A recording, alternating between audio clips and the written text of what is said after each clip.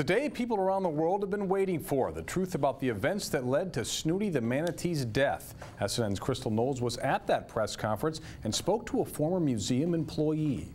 According to this new report released by the South Florida Museum, Snooty's death, the longest living manatee held in captivity, could have been prevented. Museum officials retracting their original statement that the tank and the access panel were inspected before the manatee's 69th birthday. Caused us to share information in the 2 days following Snooty's death that was inaccurate.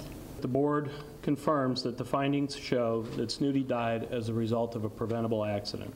Sally Singer, a former volunteer and employee at the South Florida Museum, met the sea cow back in 1998.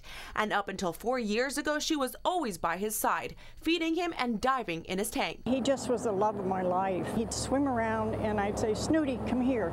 And he came right over to me. I mean, he was like a trained dog. According to the 11-page report, minor issues with the panel, such as loose, rusted, or worn-out screws, were not recorded in the dive logs. The aquarium staff were aware of the panel being askew. Changes in staffing have been made.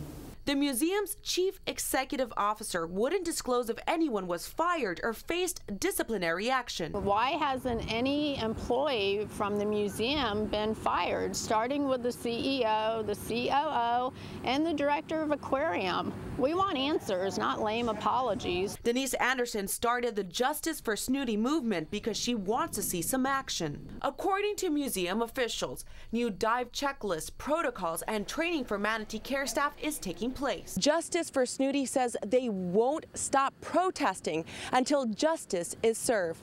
In Bradenton, Crystal Knowles, SNN, Suncoast News Network. And a museum spokeswoman confirmed to the Herald Tribune that Snooty's primary caretaker, Marilyn Margold, director of Living Collections, no longer works at the South Florida Museum. The memorial service for Snooty the manatee has been scheduled for September 10th at the South Florida Museum.